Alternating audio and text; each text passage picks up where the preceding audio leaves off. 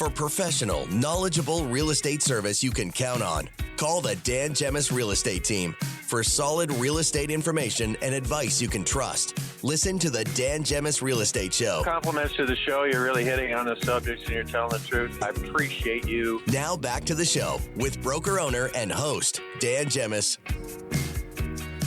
All right, we're back. Joyce Blackmere in studio with me today. And well, Joyce, for those out there who are thinking of putting their house on the market, there's obviously some very big mistakes that sellers are making that can cost them thousands of bucks or delay their sale altogether. Oh, yes. Right? And so we're going to count down some top 10 seller mistakes.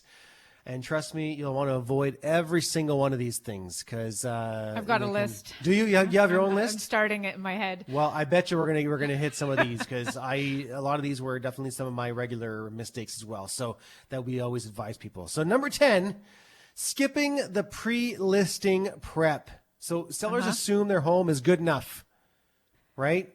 In 2025, buyers are more picky than ever. Yep. The generation coming in buying their first homes, they are especially picky. And not just that, it's the inventory, right? 100%. Why wouldn't they be picky? If there are 5 houses in the same neighborhood, they're going to pick the best one. It's not like the market of, the heat of the market during COVID, right? Where there was just no listings and everyone was fighting over nothing, right? So now there's more to choose from. So you're right. That's exactly it. So a home that looks meh in photos will be ignored. Yep. So clean, declutter, stage, and if we need to patch up small issues before the photographer shows up. That's number 10. Number 9, well, Joyce, this is what we talk about all the time. Overpricing from the start. Mm-hmm. Right? Yep. We don't like that. That's not good. No, it's not. And I mean, there's, this quote unquote traditional listing pricing happening, which is not necessarily a terrible strategy, but the reality is that yes, you can negotiate down, but you need to be aware of what is listed around you as well. What strategies are they using? And not only that, but also the properties that are selling around you. What strategies did they use? Because that's what other agents and buyers are going to be looking at to determine pricing. And if they feel like potentially, houses in your neighborhood are selling, maybe they're selling over ask or very close to asking price. And if you're priced, 10, 15, 20,000, 30,000 higher, but you're willing to negotiate, quote unquote, they might think, no, they want more than asking. And therefore that bumps them out of the price point for the area. So you need to be really careful. It's delicate. How often do we go to someone's, home for an eval and they say, oh, well, my neighbor across the street sold for $1 million. No, they didn't. And we'll be like, actually, no. Yeah, they told us that. They told us it sold for $1 million. Actually, here's the sale. They sold for $795. What? Why would they tell us they sold for $1 million? That happens more often than you know. And I'm not sure why people do that. I don't know. It's strange. Like, why even? Rounding up. It's so strange. Yeah, by quite a bit. Number 8, ignoring curb appeal. So first impressions still matter this year.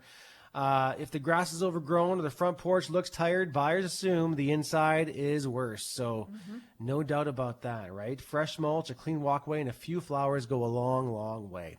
Number 7, staying home during showings. Oh, Joyce, one of my biggest pet peeves, right? Get out. Get out of the house. Sorry. Please.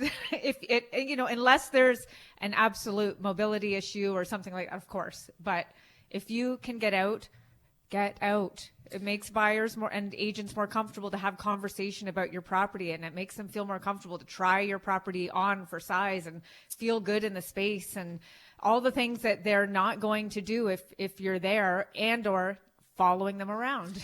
There's nothing worse than going to a showing and having a seller there breathing down your neck, and they'll get back to their agent and say, oh yeah, I was there for the showing and the buyers love the house. Well, meanwhile, the buyer's just being polite.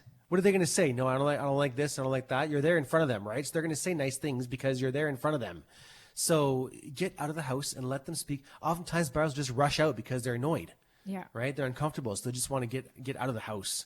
And they won't take as close of a look as they would if you weren't there. So therefore, they're not going to remember certain things. That's right. You want your house to be memorable. That's right. Number 6 on the list of mistakes sellers make. Number 6, getting emotionally attached to the price. So, but my neighbor sold for this much, or real estate is emotional, but buyers do not pay for memories. No. right? Your agent uses market data, not feelings, to price your home strategically. What a concept. Mm-hmm. Number 5, not hiring a local agent. Oh, man, do we see this hurt people? Yeah. Right? Oh, all the tough. time. Yeah, all the time.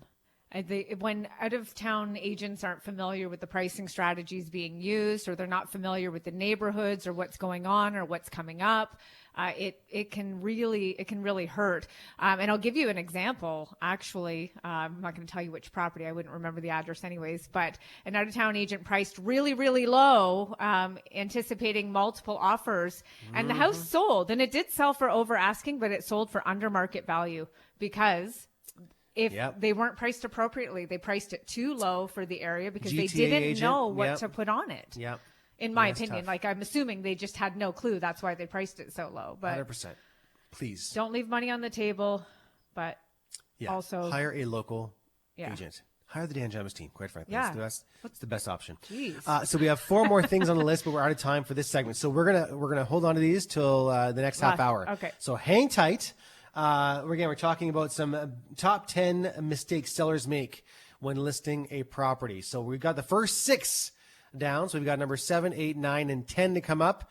Hang tight. We're going to take a break. We're going to come back with Mandy Taggart from the organizer. She'll talk about physical and mental clutter, and then we'll come back. We have our listener questions, and we'll finish this list. Okay, so talk about a way to keep the audience hanging in there to the show, right? And so Cliffhanger. our top 4 mistakes that sellers make in 2025. So we'll take a break. Lots more to come. We'll also give away the gift card for the Richmond Popcorn Company, now with 2 locations, downtown Amherstburg and Tecumseh Mall. We'll give away their gift card in the next half hour as well. Lots more to come right here on the Dan Gemus Real Estate Show.